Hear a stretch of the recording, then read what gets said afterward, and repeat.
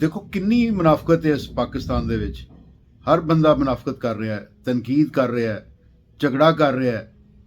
ਪਾਕਿਸਤਾਨ 'ਚ ਸਿਰਫ ਫਰਸਟ੍ਰੇਸ਼ਨ ਤੋਂ ਇਲਾਵਾ ਤੇ ਹੋਰ ਕੋਈ ਚੀਜ਼ ਨਹੀਂ ਰਹਿ ਗਈ। ਉਹ ਇੱਕ ਮਿਸਾਲ ਹੈ ਨਾ ਕਿ ਮੌਲੀ ਸਾਹਿਬ ਨੇ ਮਸਜਿਦ 'ਚ ਅਜ਼ਾਨ ਦਿੱਤੀ ਤੇ ਇੱਕ ਨਮਾਜ਼ੀ ਆਇਆ ਮਸਜਿਦ ਦੇ ਵਿੱਚ। ਮੌਲੀ ਸਾਹਿਬ ਕਾਫੀ ਪਰੇਸ਼ਾਨ ਸਨ ਤੇ ਉਹ ਨਮਾਜ਼ੀ ਨੇ ਕਿਹਾ, ਮੌਲੀ ਸਾਹਿਬ ਕਿਉਂ ਪਰੇਸ਼ਾਨ ਹੋਣ ਲੱਗੇ? ਯਾਰ ਮੈਂ ਅਜ਼ਾਨ ਦਿੱਤੀ ਹੈ ਤੇ ਇੱਕ ਬੰਦਾ ਸਿਰਫ ਮਸਜਿਦ ਤੂੰ ਹੀ ਆਇਆ ਤੇ ਕੀ ਕਰੀਏ? ਉਹਨੇ ਕਿਹਾ, ਮੌਲੀ ਸਾਹਿਬ ਤੁਸੀਂ ਇਸ ਤਰ੍ਹਾਂ ਕਰੋ, ਇੱਕ ਦਫਾ ਹੋਰ ਅਜ਼ਾਨ ਦੇ ਕੇ ਨਾ ਤਮਾਸ਼ਾ ਦੇਖੋ। ਮੌਲੀ ਸਾਹਿਬ ਨੇ ਦੁਬਾਰਾ ਅਜ਼ਾਨ ਦੇ ਦਿੱਤੀ। ਬਸ ਜਿਸ ਤਰ੍ਹਾਂ ਹੀ ਮੌਲੀ ਸਾਹਿਬ ਨੇ ਦੁਬਾਰਾ ਅਜ਼ਾਨ ਦਿੱਤੀ, ਪੂਰਾ ਪਿੰਡ ਆ ਗਿਆ ਮਸਜਿਦ ਦੇ ਵਿੱਚ। ਮੌਲੀ ਸਾਹਿਬ ਤੁਸੀਂ ਕਿਹੜੀ ਸ਼ਰੀਅਤ ਲੈ ਕੇ ਬੈਠੇ ਹੋ? ਤੁਹਾਨੂੰ ਨਹੀਂ ਪਤਾ ਕਿ ਸ਼ਰੀਅਤ ਵਿੱਚ ਦੋ ਅਜ਼ਾਨਾਂ ਜਿਹੜੀਆਂ ਜਾਇਜ਼ ਨਹੀਂ ਹੈਗੀਆਂ। ਹੁਣ ਨਮਾਜ਼ ਵਾਸਤੇ ਕੋਈ ਨਹੀਂ ਆਇਆ, ਤਨਕੀਦ ਵਾਸਤੇ ਸਾਰੇ ਆ ਗਏ ਨੇ, ਝਗੜਾ ਕਰਨ ਵਾਸਤੇ ਸਾਰੇ ਆ ਗਏ ਨੇ।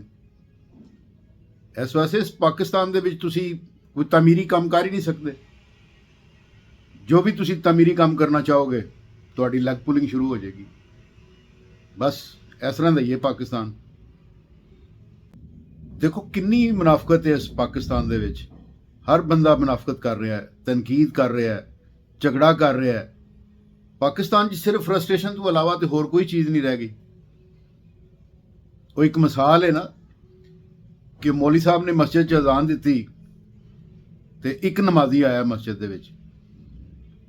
ਮੌਲੀ ਸਾਹਿਬ ਕਾਫੀ ਪਰੇਸ਼ਾਨ ਸਨ ਤੇ ਉਹ ਨਮਾਜ਼ੀ ਨੇ ਕਿਹਾ, ਮੌਲੀ ਸਾਹਿਬ ਕਿਉਂ ਪਰੇਸ਼ਾਨ ਹੋਣ ਲੱਗੇ? ਯਾਰ ਮੈਂ ਅਜ਼ਾਨ ਦਿੱਤੀ ਹੈ ਤੇ ਇੱਕ ਬੰਦਾ ਸਿਰਫ ਮਸਜਿਦ ਤੂੰ ਹੀ ਆਇਆ